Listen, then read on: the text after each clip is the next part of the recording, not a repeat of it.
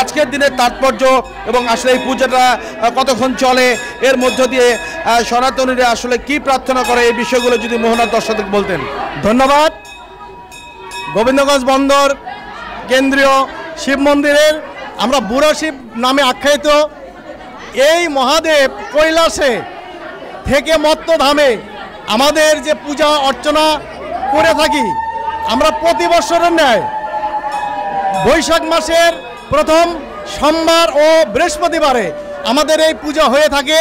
এই পূজাতে আমাদের সনাতনীগণ দুগ্ধ, জল, ঘৃত, মধু, কর্পূর এবং ফলমূল দিয়ে বাবার আরাধনা করে থাকে এবং নিত্য সেবা করে থাকে এবং বাবার কাছে একটাই প্রার্থনা করে থাকে, জাগতিক জগতে যত অশুভ শক্তি সব বিনাশ করে শুভ শক্তির যাতে উদয় হয়, এই প্রার্থনায় আমরা করে থাকি এবং সে প্রার্থনা সর্বজনীনভাবে আমরা আরাধনা করে থাকি।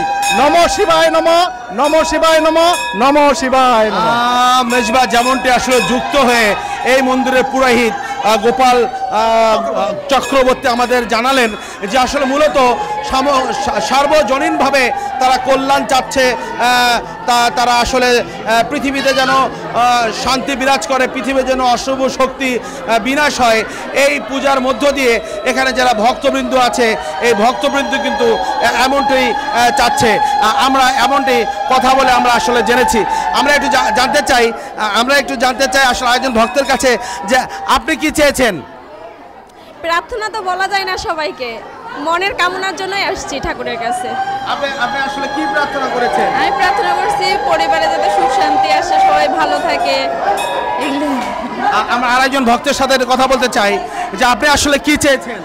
আসলে শিব বাবার কাছে অনেক কিছুই চাওয়ার আছে, শিব বাবার কাছে অনেক কিছু চাওয়ার আছে। তো শিব বাবা যেন আমাদেরকে ভালো রাখে, সবাইকে যেন মঙ্গল মতন রাখে, এটাই আমাদের চাওয়া শিব বাবার কাছে।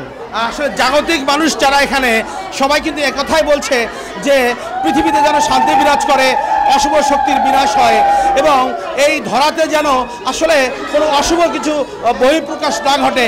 আজকের এই পূজা অর্চনার মধ্য দিয়ে সনাতনরা এমনটি আমাকে বলেছে। এই ছিল গাইবান্ধার গোবিন্দগঞ্জে ঐতিহ্যবাহী শিব মন্দির থেকে মেজবা আমার কাছে সর্বশেষ।